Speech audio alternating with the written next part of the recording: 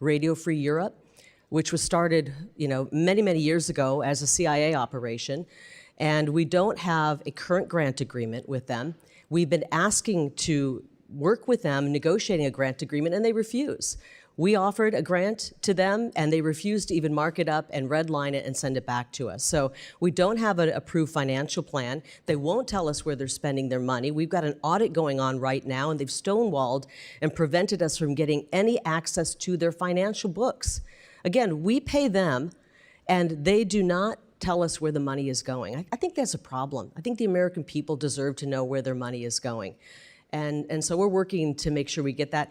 Interestingly, in the 11th hour last night, right before I crawled into bed, we found out that they're finally going to give a little bit of information to our auditors. I thought it was really interesting timing because they didn't want me to sit up here and say they refused to let us look at their books. They refused to let us see where the American taxpayer dollars are going and once it's getting funneled into RFERL.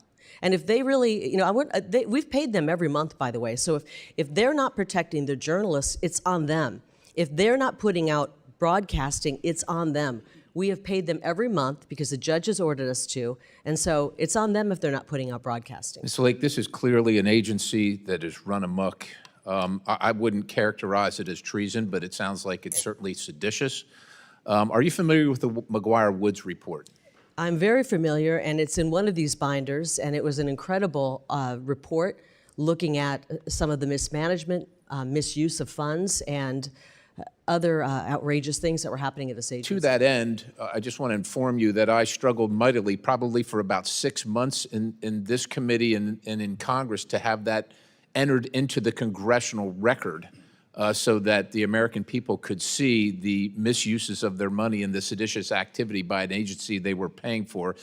And I think as part of that, 40% of the workforce at that time was improperly vetted, and USAGM lost their ability to conduct security clearances, but continued to conduct them for 10 years after which they had lost their ability to conduct security clearances, and that the use of J-1 visas to hire foreign journalists and technical staff without systematic review resulted in propaganda that was favorable to adversaries and enemies as opposed to the United States of America with American tax dollars, paid for with American tax dollars. Now, somebody might say, well, that was a mistake, and yeah, that was a misstep, but it seems to me this was an orchestrated plan by someone at USAGM. And so my question begins with, have we determined from the Maguire Woods report or any of your investigation at this point who, by name, authorized this activity over that long period of time,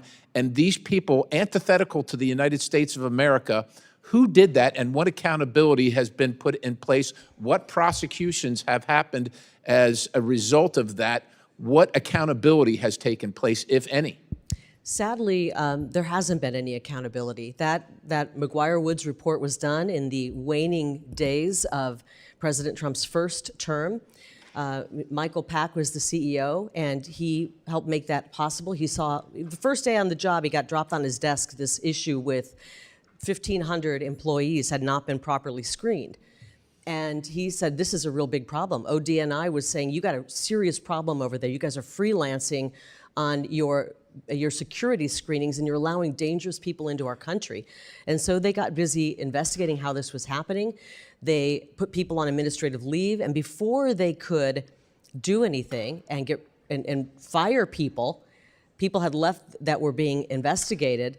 When the Trump administration ended and Biden went into office and replaced the leadership at this agency, they rehired all of those people back. So let me, and gave them settlements of $650,000. I've got a limited amount of time. Of course, this is completely outrageous, but why should anybody in this country, anybody in this committee, anybody in Congress believe that this agency, this operation should continue to exist and won't return to its former operations and activities beyond the Trump administration? And